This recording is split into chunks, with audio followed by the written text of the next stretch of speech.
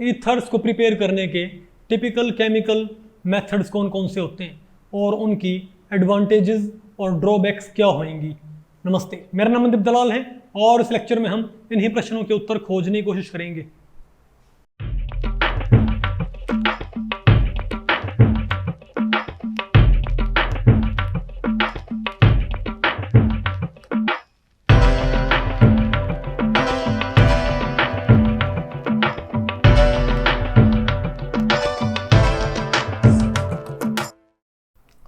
Okay, अब बताओ हम क्या पढ़ते हैं भाई। Preparation of ether. तो भाई इस चैप्टर में हमारा नेक्स्ट टॉपिक क्या है, ईथर की प्रिपरेशन, कि हम ईथर कैसे बनाएंगे। ईथर का भाई हम नोमेनक्लेचर हम ऑलरेडी पढ़ चुके थे ना। अरे जो हमने एल्कोहल का और फिनोल का क्या पढ़ा था, नोमेनक्लेचर, तो वहां पर ईथर का नोमेनक्लेचर भी आ गया था। ठीक है, तो यहां पर हम कैसे पता करेंगे बताओ। तो प्रिपरेशन ऑफ ईथर्स, तो पहला क्या होता हमारे पास, by the dehydration of alcohol. तो एल्कोहल के डिहाइड्रेशन से आप क्या तैयार कर सकते हो भाई, ईथर। आपको कैसे कैसे, देखो एक बात ध्यान रखियो भाई, जब आप एल्कोहल का क्या करते हो, जब आप एल्कोहल का देखो एल्कीन के इथीन के हाइड्रेशन से, क्या इथीन के हाइड्रेशन से आप क्या बनाया करते, एल्कोहल नहीं बनाया करते क्या। कैसे, इथीन में आप ऐड किया करते H2O, तो HOH हुआ करता ना। हालांकि पूरा मैकेनिज्म ऐसा नहीं होता, लेकिन आपको पता है ना, एक H यहाँ जाएगा और OH कहाँ जाएगा, यहाँ जाएगा।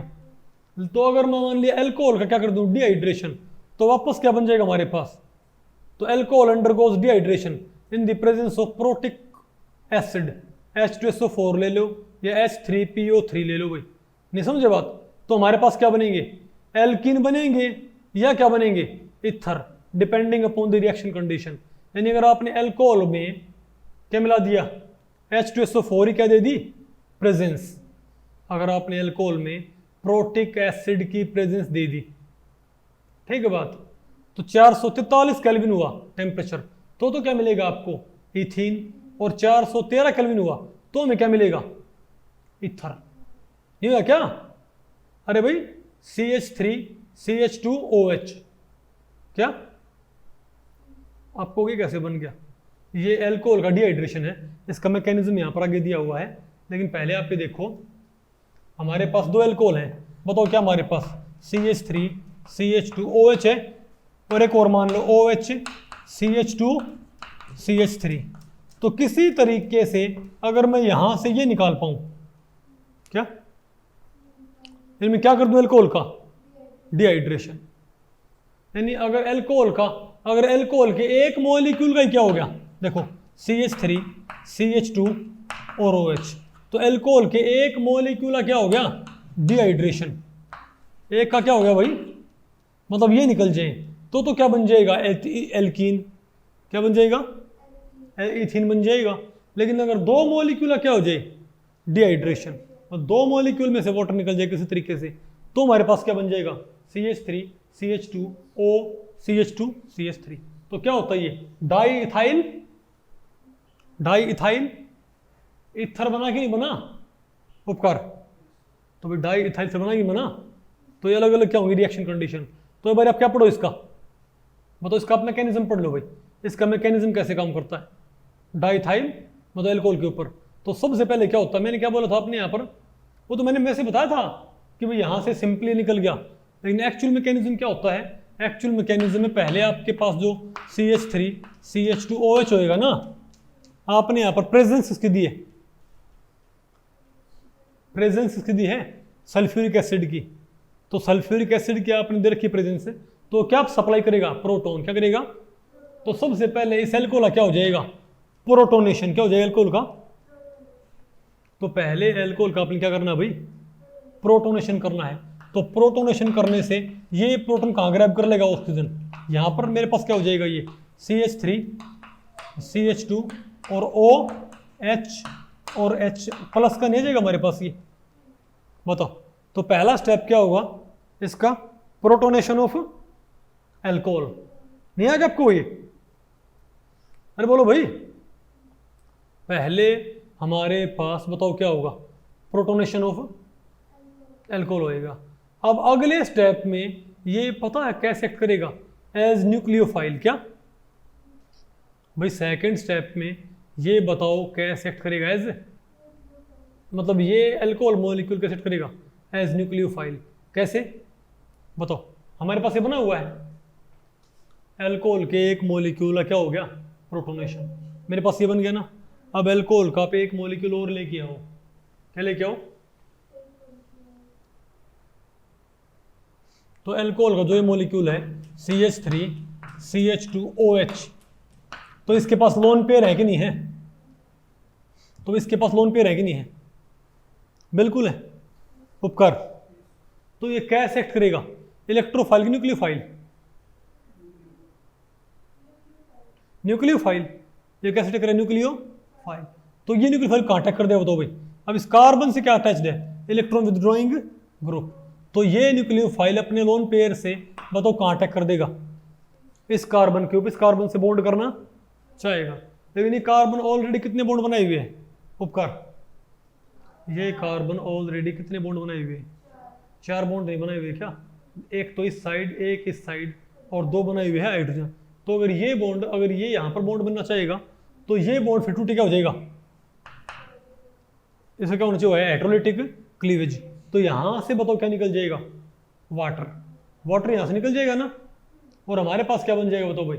इस लोन पेयर के जरिए हमारे पास बताओ क्या बन जाएगा? इस O और इसमें बॉन्ड बन जाएगा ना। CH3CH2OH और CH3CH2। अरे ऐसे होता नहीं शेप, मैं वैसे बता रहा हूँ आपको ये। लेकिन इस O का फॉर्मल चार्ज क्या हो गया? प्लस। इसका फॉर्मल चार्ज क्या हो भाई? प्लस हो गया। तो अपने प्लस फॉर्मल चार्ज को कैसे खत्म करेगा बताओ? ये इस बॉन्ड के दोनों कहां पर आ जाएंगे? O के ऊपर। तो यहां से फिर क्या रिलीज हो जाएगा? प्रोटॉन। क्या हो जाएगा यहां से? तो मेरे पास क्या बन गया बताइए भाई? CH3CH2O CH2CH3।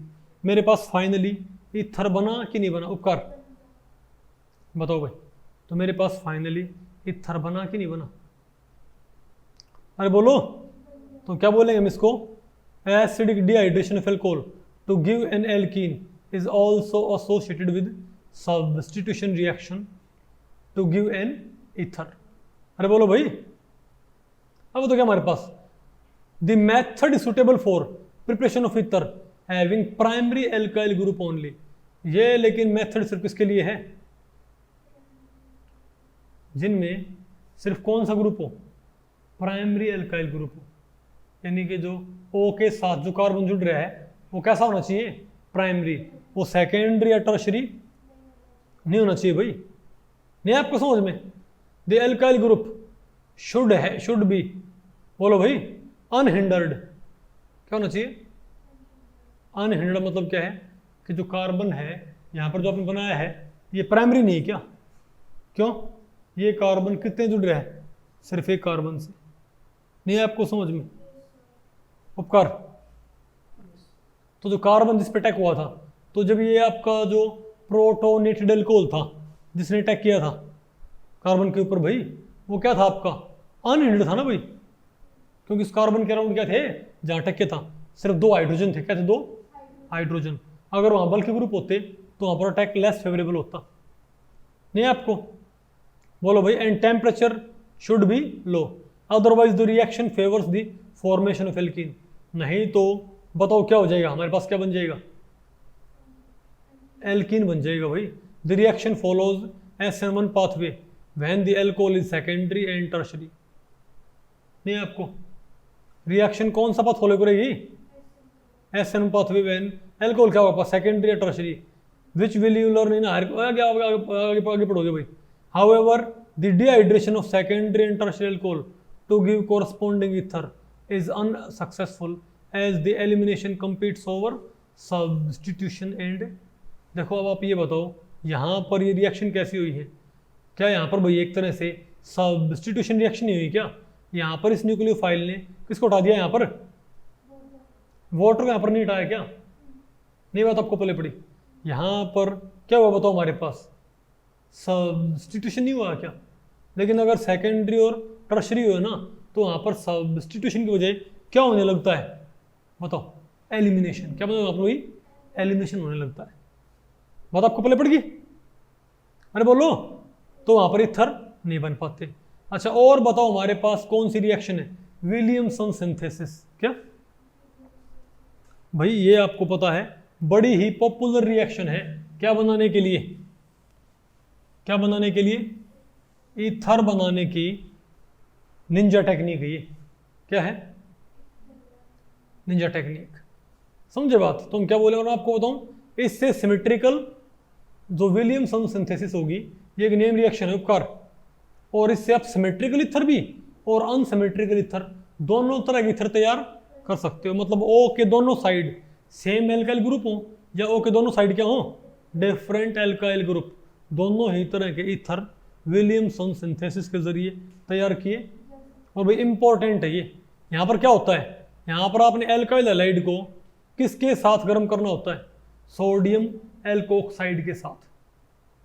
क्या ये सोडियम मिथॉक्साइड नहीं आपको समझ में, आपने एल्काइल हैलाइड देना है कोई, मान लिया आपके पास ये है CH3CH2Br है हमारे पास, CH3CH2Br है, और आपने यहाँ पर क्या मिला दिया बताओ भाई, क्या मिला दिया, CH3ONA। तो ये मेरे पास क्या है बताओ, ये तो मेरे पास क्या, ब्रोमो इथेन, और ये मेरे पास क्या बताओ भाई, सोडियम मिथॉक्साइड, क्योंकि सोडियम तो प्लस का है, और ये क्या है CH3O नेगेटिव, ये क्या आपकी मिथॉक्साइड आयन। तो सोडियम मिथॉक्साइड आयन है कि नहीं भाई, ये पक्की बात है। तो इनकी रिएक्शन पता क्या हो जाएगा, जो ये सोडियम होगा ना, ये यहाँ से क्या निकाल ले जाएगा बताओ भाई, बताओ Br, तो क्या निकल जाएगा, सोडियम ब्रोमाइड, और क्या बन जाएगा मेरे पास CH3CH2OCH3। तो क्या बन गया मेरे पास, ये ईथर। नहीं आपको समझ में, अरे बोलो भाई। और ये रिएक्शन होती कैसे है, मैं आपको बताऊं भाई, the reaction involve SN2 attack of alkoxide ion on primary alkyl halide. आपको ये रिएक्शन होती कैसे है, इसका मैकेनिज्म क्या होता है। तो मैंने आपको SN1 SN2 रिएक्शन पढ़ाई थी ना, कि नहीं पढ़ाई। तो ये SN2 रिएक्शन के जरिए होता है। क्या होता है SN2 रिएक्शन के, यानी अगर मैं इसको मिथाइल ब्रोमाइड को बनाऊं, क्या बनाऊंगा, मिथाइल ब्रोमाइड को, तो क्या हो जाएगा मेरे पास ये, तो CH3, तो कार्बन से क्या अटैच्ड है, एक H नहीं है आपको, कार्बन से क्या अटैच्ड है भाई, बताओ कार्बन से क्या अटैच्ड है, क्या अटैच्ड है यहां से, कार्बन से, बताओ यहां कौन मान लिया, Br, और यहां बताओ कौन है, बताओ CH3, और यहां बताओ कौन है H, और यहां बताओ कौन है H। नहीं आपको समझ में, क्या हो गया मेरे पास, ये CH3CH2Br हो गया ना। अब आपने यहां पर रिएजेंट क्या मिला है आपने, उपकार, ये तो आपका सबस्ट्रेट है, रिएजेंट क्या मिला आपने, सोडियम मिथॉक्साइड, तो क्या मिला आपने, सोडियम Na+ और CH3O नेगेटिव, तो ये क्या आपकी मिथॉक्साइड आयन, ये क्या आपकी सोडियम आयन। तो सोडियम मिथॉक्साइड आयन में, तो सोडियम और मिथॉक्साइड आयन में आयनिक बॉन्ड है, क्या है, तो ये क्या सप्लाई कर देगा, मिथॉक्साइड आयन। तो ये मिथॉक्साइड आयन बताओ कहाँ अटैक करेगी, इसके ऊपर SN2 पाथवे के जरिए। तो SN2 पाथवे में अभी इस कार्बन का कोऑर्डिनेशन नंबर क्या है, बताओ 4 है, तो क्या हो जाएगा, 4 से 5 हो जाएगा ना। तो पहले स्टेप में हमारे पास बताओ क्या बन, यहाँ कौन हमारे पास CH3, यहाँ बताओ हमारे पास कौन होगा H, यहाँ हमारे पास कौन होगा H, तो यहाँ तो कौन हो जाएगा Br, तो ये बॉन्ड टूटने लग जाएगा, और भाई CH3O बॉन्ड बनने लग जाएगा, नहीं है आपको। तो ये कोऑर्डिनेशन नंबर 5 नहीं है, ये ट्रांजिशन स्टेट, क्या ये ट्रांजिशन स्टेट, यानी कि कार्बन Br बॉन्ड तो टूटने लग रहा है, और मिथॉक्साइड आयन और कार्बन बॉन्ड बनने लगा, नहीं आपको। उसके बाद ये Br नेगेटिव तो यहाँ से निकल जाएगा, ऐसा क्या हो गया हाइड्रोलिटिक, और ये तीनों कहाँ हो जाएंगे, उस साइड। तो क्या आपका SN2 पाथवे इसका क्या है, SN2 पाथवे इसका। तो मेरे ख्याल से आपको पल्ले पड़ गया ये, तो भाई मेरे ख्याल से आपको ये पल्ले पड़ गया ऊपर अच्छे से, क्या नहीं आया,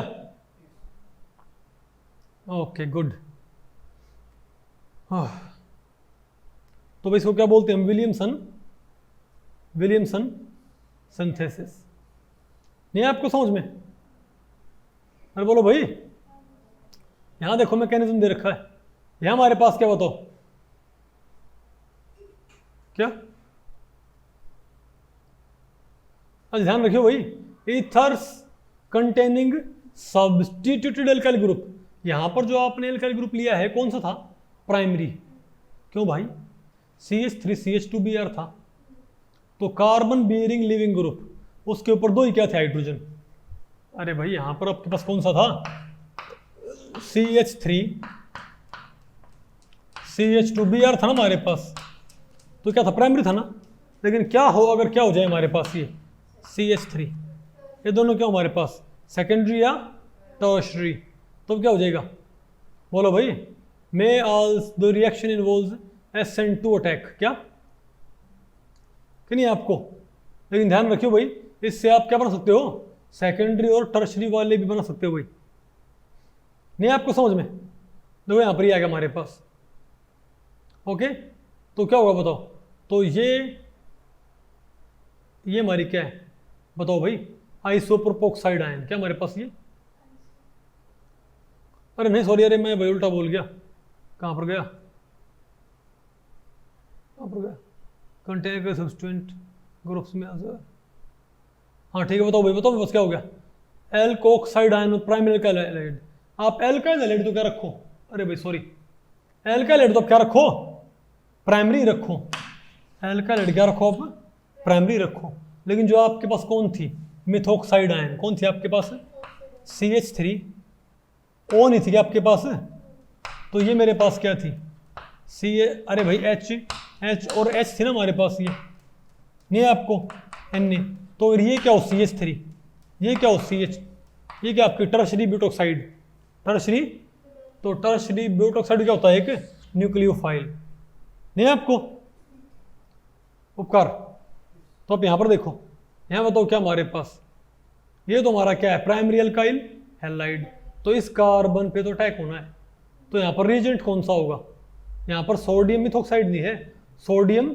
टर्शरी ब्यूटोक्साइड, ये तो सोडियम क्या आपका टर्शरी ब्यूटोक्साइड, तो टर्शरी ब्यूटोक्साइड कहाँ अटैक करेगा, इस कार्बन के ऊपर, तो Br नेगेटिव यहां से निकल जाएगा, है नहीं आपको समझ में, तो ये बन गया आपके पास, ये नहीं है आपको, अरे बोलो भाई, better results are obtained if alkyl halide is primary, ठीक है, in case of secondary and tertiary alkyl halide, लेकिन आपको हो गए, देखो यहां पर मैंने बनाया तो है मैंने भैया, ऐसे नहीं आपको समझ में, अरे भाई यहां पर ये टर्शरी ब्यूटोक्साइड है, ये अटैक करेगी किसके ऊपर, ये टर्शरी ब्यूटोक्साइड अटैक करेगी किसके ऊपर, दो भाई C,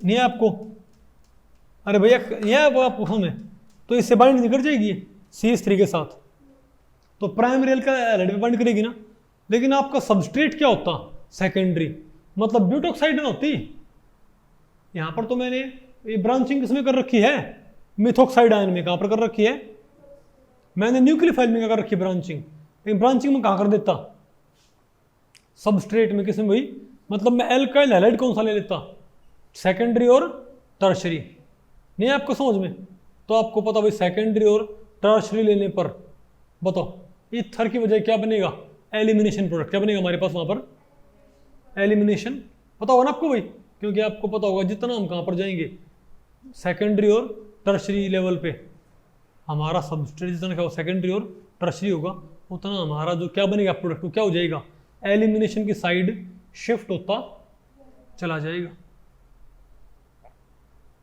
नहीं आपको समझ में, और टर्शरी हुआ तो क्या होगा, an alkene is the only reaction product, ether बनेगा ही नहीं, मतलब आपने सेकेंडरी लिया, क्या लिया आपने, सेकेंडरी लिया, तो थोड़ा बहुत इथर बनेगा और थोड़ा बहुत क्या बनेगा, एल्कीन, लेकिन टर्शरी लिया, क्योंकि इथर किससे बनेगा, सब्स्टिट्यूशन रिएक्शन से, और एल्कीन किससे बनता है, एलिमिनेशन रिएक्शन से, मैंने आपको पढ़ाया था, तो टर्शरी एल्काइल हैलाइड लेने पर तो बनता ही क्या आपके पास, बताओ, एल्कीन ही बनता है, इथर बनता ही नहीं आपको समझ में, अरे बोलो, आप यहां पर देख लो, ये बताओ मेरे पास क्या है, अब की बारी मैंने कौन सा एल्काइल हैलाइड दिया है, टर्शरी, मतलब मैं आपको यहां भी तो लिया था, अरे भाई यहां पर आपने न्यूक्लियोफाइल ब्रांचिंग कर रखी है, किसमें, न्यूक्लियोफाइल आपने ब्रांचिंग कर रखी है, ब्यूटॉक्साइड नहीं है आपको समझ में। लेकिन अगर मान लिया आपका न्यूक्लियोफाइल कैसा हो, मिटाओ इसको, सॉरी आपका एल्काइल हैलाइड कौन सा है, टर्शरी। कौन सा आपका एल्काइल हैलाइड, टर्शरी है। तो CH3 और CH3 प्लस में आप क्या ले आए बताओ, अब की बार बताओ, मिथॉक्साइड लेके आओ, CH3O नेगेटिव और Na पॉजिटिव। तो हम तो क्या मानेंगे, अगर क्या होता है ये सब्स्टिट्यूशन, क्या होता है ये, तो ये किसको उठाया था बताओ भाई, Br को उठाता ना, और यहाँ पर खुद जुड़ जाता तो क्या बनता मेरे पास, इथर बनता ना। लेकिन अब यहाँ पर इथर नहीं बनेगा, उसकी वजह क्या है, क्योंकि यहाँ पर पहली बात तो ये कार्बन बहुत ज़्यादा क्या है, हिंडर्ड, तो न्यूक्लियोफिलिक अटैक के लिए सूटेबल नहीं है। लेकिन ये कार्बन क्या कॉर्नर पे, ये क्या है अटैक के लिए सूटेबल है। तो ये मिथॉक्साइड आयन इतने प्रोटॉन निकाल लेगी, इतने प्रोटॉन निकाल लेगी कि यहाँ से ये प्रोटॉन निकाल लेगी, नहीं आपको, तो यहाँ से प्रोटॉन निकाल लेगी मिथॉक्साइड, तो क्या निकल जाएगा यहाँ से, CH3OH नेगेटिव यहाँ से निकल जाएगा ना, क्यों नहीं जाएगा। तो जो यहाँ पर ये CH2H वाला अगर ये प्रोटॉन निकल, तो ये बॉन्ड कहाँ पर आएगा, यहाँ पर आ जाएगा, तो ये बॉन्ड यहाँ पर जाएगा, तो Br नेगेटिव कौन निकालने जाएगा, Na।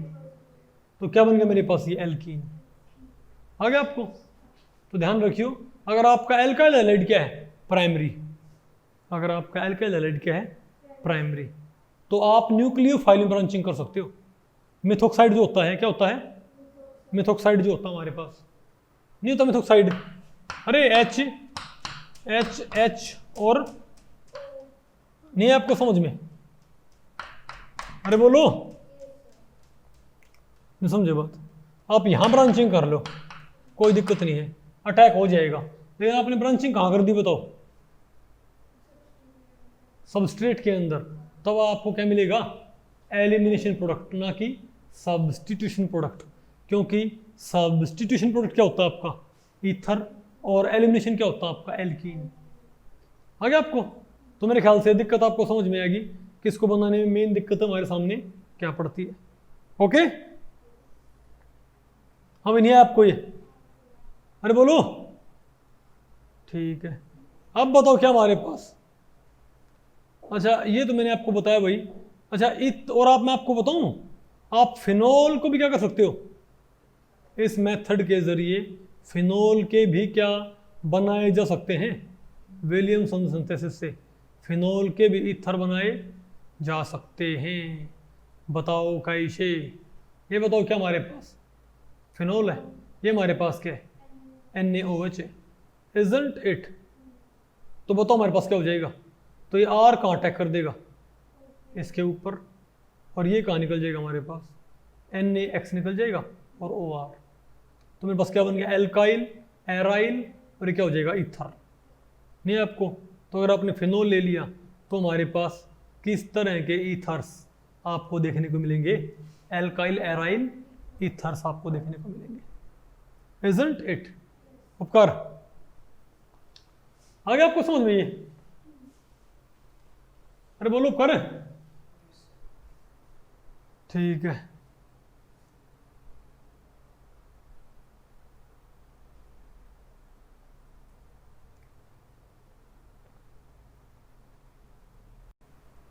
तो भाई इस लेक्चर में इतना ही।